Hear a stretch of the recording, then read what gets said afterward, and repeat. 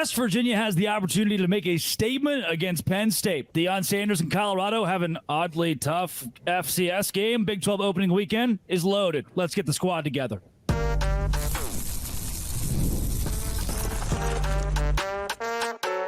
You are Locked On Big 12, your daily podcast on the Big 12 Conference. Part of the Locked On Podcast Network, your team every day. Happy Thursday, everybody, and welcome to the Big 12 Conference Squad. Sit back, grab your favorite beverage, and join us as we get you ready for another wild week across the Big 12. We got Cody Stovall representing Oklahoma State, JT Wistersill of Locked On Utes, Parker Ainsworth of Locked On Cougs, Mountaineer Paul with Locked On West Virginia, Richie Bradshaw, Locked On Sun Devils, Chris Level with Texas Tech, and Kevin Borba of Locked On Buffs. And college football is back this week. Let's go rapid fire around the Big 12. Cody Stovall, the Oklahoma State Cowboys, kick it off on Saturday.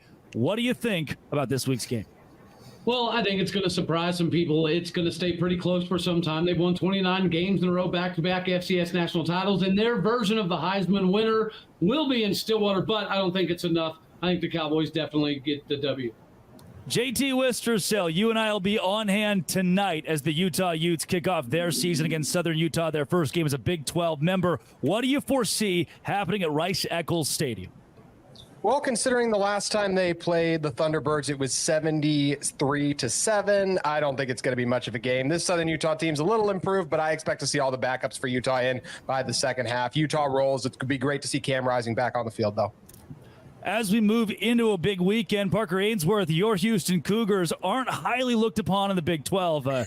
Yours truly recently this week said they would finish at 1-11 in the Big 12 conference play. We'll leave that conversation for later. As for this weekend, you get UNLV, and the spread's pretty tight. Yeah, you and I will talk about that later. But I will say that I feel like UNLV is coming off of a good year. But honestly, there's too much good mojo. It's Willie Fritz's first game in the Fritz era. Quarterback coming back, Donovan Smith, Big 12 starter a couple years in a row. I just think there's too many good things going Houston's way this weekend. Mountaineer Paul, you've got an FCS matchup on Wait a second. You've got Penn State on Saturday. Your thoughts on maybe the biggest game in the Big 12 in the non-conference? Well, you nailed it. Biggest game in the Big 12. Absolutely. This has been and this is no lie, the largest build to a game I can remember in probably 10 years. Both fan bases have gone all out. There has been banter on both sides. Pat McAfee and James Franklin really amping this thing up as we move into Friday. Pat McAfee has got a lot on deck, a lot ready for this game to set the table for what's going to be a big game. Richie Bradshaw, you'll end things at 10:30 Eastern time on Saturday, hosting Wyoming. What does Arizona State need to do against a Wyoming team that is less than a touchdown underdog? Yeah, the Sun Devils have a lot of proving to do this year in their second year with Kenny Dillingham. There's a lot of questions on the offensive side of the football. When you lose Jaden Rashada, you lose Jalen Conyers, you lose Elijah Badger. Sam Levitt is your starter. You've got a host of running backs to be able to run the football with Cameron Scadaboo leading the charge. You need to show that you're able to take care of the football and be productive on the offensive side. The best way you can do that is to hand it off to Scadaboo and the rest of the guys behind him. If you're going to win any games this year, let alone against against Wyoming, you need to be able to run the football effectively. This is a great way to come out and show that you're going to be able to step up to the plate this year. Let's fly out to Lubbock, Texas. Chris Level, Abilene Christian, your 33.5-point favorites in this game. Texas Tech predicted to take care of business. Will that be the case? Richie, be careful of Wyoming. I did that trip last year. Be careful. ACU they lost to Missouri 2 years ago, 34-17. They lost to Texas A&M last year, 38-10.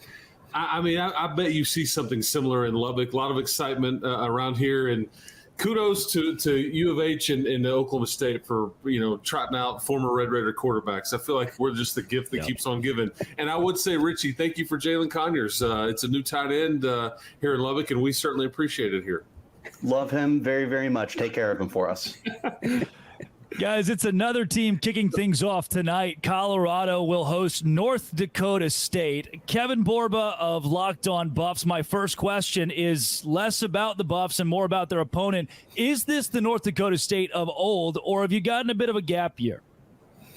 I wouldn't say it's a gap year, but it's definitely a different era of North Dakota State football. They have a new head coach for the first time in I think it was presented to me in 20 years. They have an offensive-minded coach, which is new for them. They're usually a more defensive-minded, physically attacking team. And now they have an offensive coordinator from Wyoming, actually. And so he's their new head coach, first-time head coach. And I think he's going to try to give the Buffs a run for their money. And it's going to be a really close game, probably a little uncomfortable for Colorado, but that's what you get when you schedule a team that's won 9 titles in 11 years. We're going to talk more in depth about each of these games. What I'd like to do is a little word association before we get into the in-depth previews of our West Virginia and Penn State, Colorado and North Dakota State, and also talking Oklahoma State in their big game against South Dakota State. I want to do the word association, just one word about each game. Cody, for Oklahoma State, what's the one word? What do you need to see on Saturday? I want to see domination from Casey. Domination. I like it. That was more than one word, but domination was somewhere in there. JT Listersill. A blowout? Parker Ainsworth of Locked On Cougs. New. Mountaineer Paul, you got Penn State this week. What's your word? Upset. For the Sun Devils of Arizona State, Richie Bradshaw. Downhill. Texas Tech, their big favorites, Chris Level. Comfortable. Kevin Borba of Locked On Buffs in a game that a whole lot of people in the country want to see an upset in. What is Colorado's word? Blocking. And God knows they need it. Hey, coming up, let's talk more in depth about those biggest games in the Big 12 right here on your Big 12 Conference Preview opening weekend on tap. Don't go anywhere. Today's show is brought to everybody at home by 5 Hour Energy. I like transparently to take naps. And the thing that I do is usually take naps after lunch because you're tired, or if I'm tackling a to-do list, I get done with that, I take a nap, or if I'm going to work out, then after I work out, I take a nap. Or I take a 5 Hour Energy with zero sugar, a convenient portable size. It's a perfect pick-me-up for getting stuff done. The 5 Hour Energy website has flavors galore: watermelon, tropical burst, grape, berry, and more. Try them all on the site. You even have the option to build your own 12-pack or 24-pack. You choose the flavors. It's delivered to your door. 5 Hour Energy is the place to go. It is the place to go. If you just need to pick me up, go to 5hourenergy.com. The number 5, hourenergy.com. Get some 5 Hour Energy product today. Use my promo code LOCKEDONCFB to receive 20% off your order. This order is only valid until September 30th on one order and cannot be used with other promotions. The code is not good on subscription orders. Go to 5hourenergy.com today. Back here on the Big 12 preview, giving you all things for this weekend of the conference. Let's go to the biggest games, and this one is one of the biggest to me because it's helping kick us off tonight, and it's got a perennial powerhouse at the FCS level. Kevin Borba of Locked On Buffs, North Dakota State coming to town. They're still good. Is this a game that you're worried about an upset? Are you pretty confident about Deion Sanders? I would say I'm fairly worried about an upset because this is a North Dakota State team, regardless of the head coaching change. They have a winning pedigree. They're physical and they can run the ball, and Colorado couldn't stop the run last year. Obviously, they have a bunch of new players, but this is a dynasty, and regardless of who's the head coach, it's still a force to be reckoned with.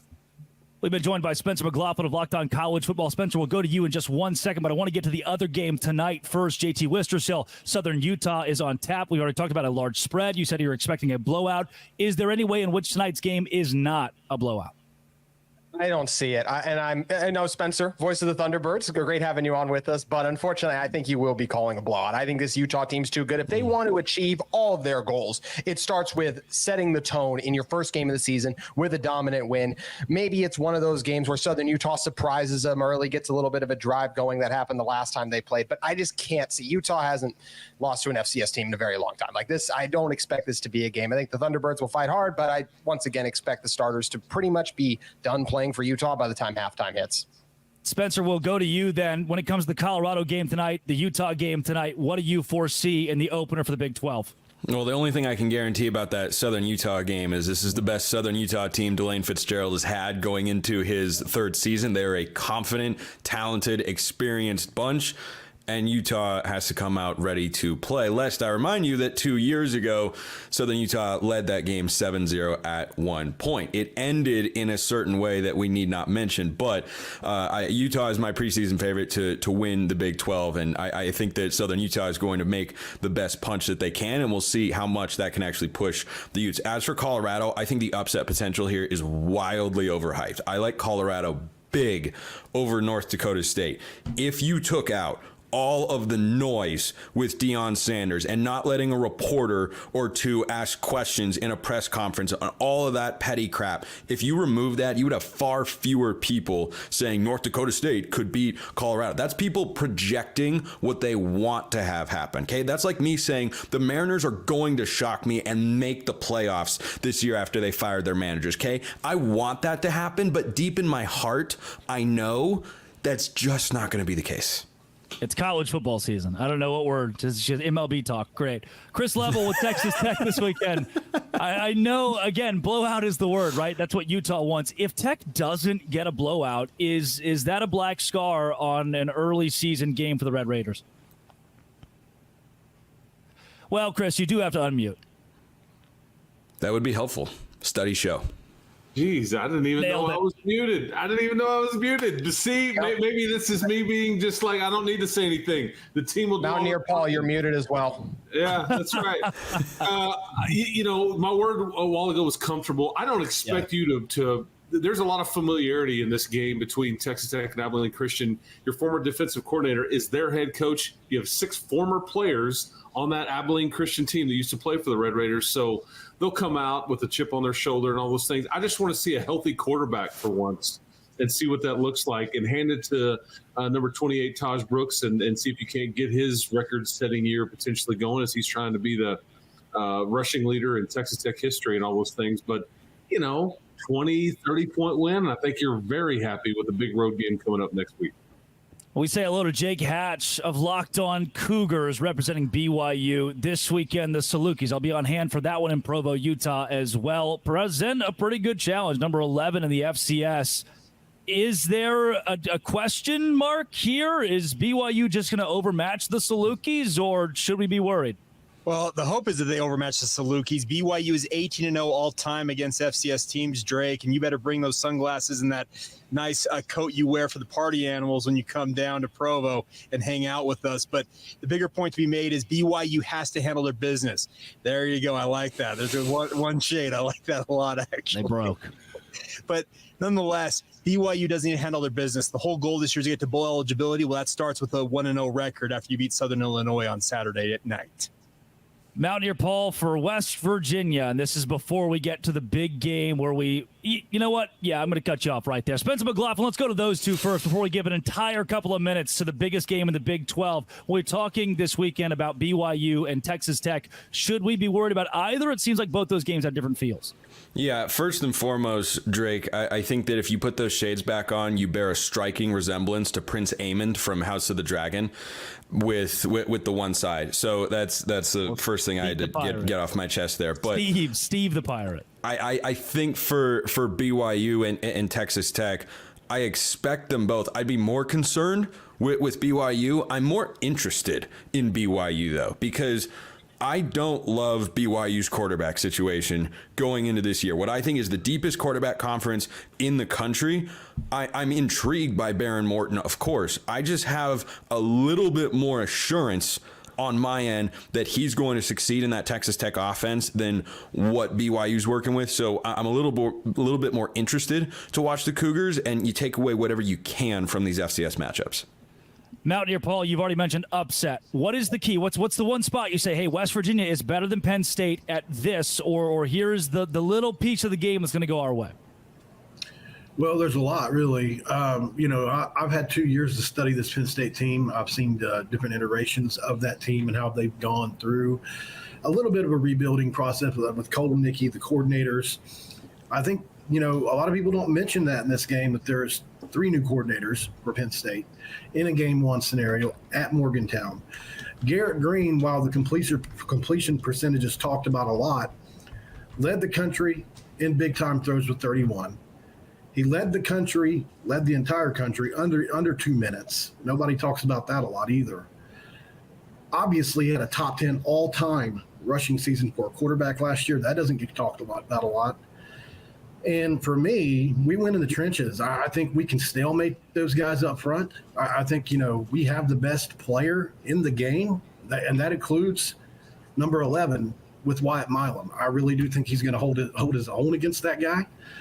And for me, there's just so much into a home field advantage at West Virginia that, in my opinion, is big. So I think if you're West Virginia, too, and you mentioned the running backs, you're not in a bad spot. We are in a spot where we've got to get to the rest of the games of the Big 12, though. Spencer McLaughlin, what an inquisitive question you give Mountaineer Paul. To each of you guys, I have written in my book a win for each of these teams: the Buffs, Texas Tech, the Cougars of BYU, the Utes, and West Virginia. Thank you guys for joining the show. Coming up, we're going to give you the rest of the games in our Locked On Big 12 family. That is right after this. Don't go anywhere. Today's show is brought to you by FanDuel. Look, I get it. You have missed college football. Now you can make college football even better because you heard us talk a lot about FanDuel, America's #1 sports book. Well, we got something different for you. Now through September 22nd, it's not just college football, but all FanDuel customers can bet $5 and get a 3-week free trial of NFL Sunday Ticket from YouTube and YouTube TV. Then, with a YouTube TV base plan, you'll be able to watch every regular season Sunday afternoon out-of-market game. All you need is a Google account and a current form of payment, and you can cancel anytime. Visit FanDuel.com/locked-on. Right now through September 22nd, FanDuel customers, $5, 3-week free trial NFL Sunday Ticket from YouTube and YouTube TV. Download America's #1 sportsbook at FanDuel.com/locked-on. Today's show is also brought to you by Factor. Fuel up with Factor's no prep, no mess meals. Meet your wellness goals thanks to a menu of chef-crafted meals with options like Calorie Smart, Protein Plus, and Keto. Make today the day you kickstart a new healthy routine. 35 different meals, 60 add-ons to choose from. Crush your wellness goals and make your day delicious. Treat yourself to restaurant quality meals with feature premium ingredients like filet mignon, shrimp, and blackened salmon. Keep kitchen time to a minimum. Factor meals are ready in 2 minutes. No shopping, prepping, cooking, or cleaning up. Head to factormeals.com/LockedOnCollege50. Use code LockedOnCollege50 to get 50% off your first box plus 20% off your next month. That's code LockedOnCollege50 at factormeals.com/LockedOnCollege50 to get 50% off your first box plus 20% off your next month while your subscription is active. That is Factor. It's the final segment, the final breakdown of this week's Big 12 games. Cody Stovall, we'll start with you and the Oklahoma State Cowboys, one of the competitive teams in the Big 12, so much so many have picked them in the top 3 of the conference, a contender for Arlington. What do you need to see from Oklahoma State against the #1 team in the FCS, being less than 10-point favorites? Well, as I mentioned earlier, I think domination needs to be the mainstay for this game here. Casey Dunn does have a propensity to let games get unnecessarily close. We've never really, had that OC since you're such left that would step on your throat and end the game, put you out of your misery. That's what we need to see out of this offense against South Dakota State. For you, Richie Bradshaw, I've locked it. Wait a second. Spencer McLaughlin, I can't brush past you. You've got the #1 team in the FCS on tap for Oklahoma State this weekend. Do you think there's any way we see something stunning?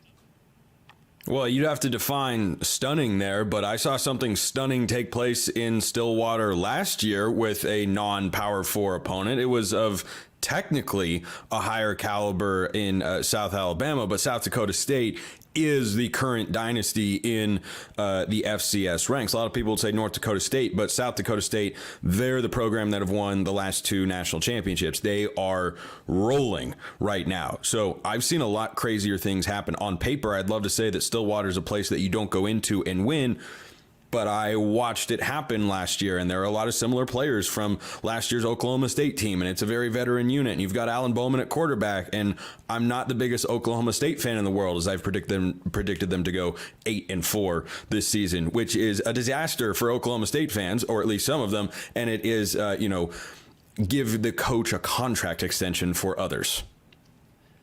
Richie Bradshaw of Arizona State, Locked On Sun Devils. If you lose to Wyoming, what do we do? Is that wraps for the Sun Devils in 2024? It's the unmuting part that's always a fun. It's optional. It's optional at this point. I mean, you have to ask yourself the question, Drake, as the person running the show. Do you really want to hear Richie talk? I don't. I guess so. I don't blame you guys if no one wants to hear me talk. It's just the Sun Devils. It's not wraps. If you don't end up winning the first game of the year against Wyoming, it's probably your quote unquote easiest win, but this is also a program that has won 6 games in the past 2 seasons combined. ASU is still trying to figure to figure itself out piece by piece, week by week, game by game. This is a game you need to win. You don't blow up the season if you lose, but you're certainly not thrilled if you start off the year in the loss column. Spencer, does Wyoming have a chance? I'm interested in the Cowboys because they've been a program that has been closer to the middle of the Mountain West, but they've poked their head into the upper tier recently. But they have a coaching change this offseason. Kenny Dillingham going into year 2 with, I think, one of the best defensive coordinators in the conference in Brian Ward, who's got a strong defensive pedigree and background there. So I wonder how the Cowboys are going to be able to move the football. But we saw Wyoming win a game that they shouldn't have last year against Texas Tech. That was at home. This game is at Mountain America Stadium down there in Tempe. So I like the Sun Devils there. Certainly, though, they have to be on high alert.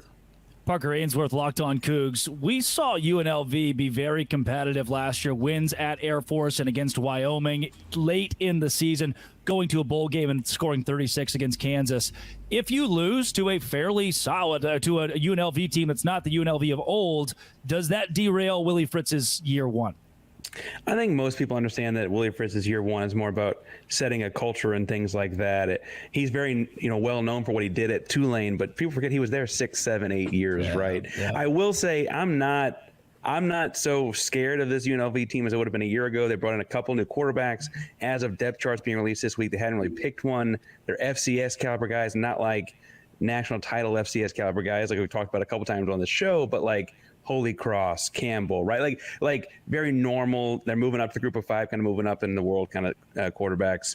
I think there's a lot of things working Houston's way. Like I said, I will say like UNLV is not the scrub that we've seen other teams play in the opening weekend though. So I do think it's gonna be a fun game. Maybe Willie Fritz's first year is just the friends we made along the way, and that's what makes it special for everyone. I don't think you're one of those friends, if I'm reading things right here. Matt Rule started 1-11 at Baylor, and I think Willie Fritz is a very good football coach. Within 3 years, will have some success in Houston. Spencer, does he start that success with a win in Game 1? No, I've got the Rebels here, and I'd feel more confident in the pick if Jaden Maiava hadn't gone to USC to be the backup. A curious move. Yeah. A curious move to go and I guess he competed for the starting quarterback job at USC. Miller Moss ends up beating him out. I did see the hand gesture there from Parker. NIL might have been the factor because he's a capable backup if Miller Moss were to go down with an injury. If Jaden Maiava were on this team, this might be the preseason favorite to win the Mountain West. I think that Barry Odom has done a great job. Brennan Marion is the offensive coordinator, runs a lot of really, really fun stuff. Still, I think the Rebels are going to go into Houston and win the football game in week 1. I've got the upset. We got to move quickly here, Spencer. I want to get a couple score predictions from you. Colorado, North Dakota State. Colorado 38. North Dakota State 24. TCU, Stanford. TCU by 7. Let's get a score prediction from Cody Stovall quickly. 41-21.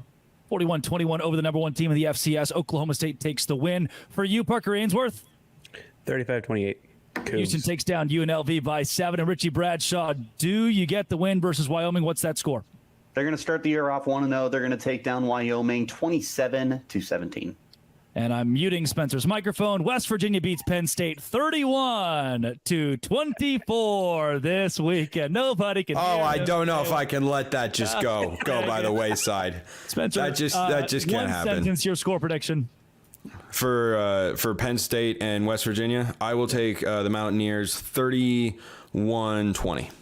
I love it. Welcome to the big show, Spencer McLaughlin. To everybody who joined us today on the Locked On Big 12 weekend preview, thank you very much. College football is back. Follow and subscribe to your favorite Big 12 channel. We'll be covering your favorite team every day throughout the season. And don't forget, I'll have you covered on the entire conference every day with Locked On Big 12. Part of the Locked On Podcast Network. This has been, and it always will be, Locked On. Thanks for making it your first listen every single day.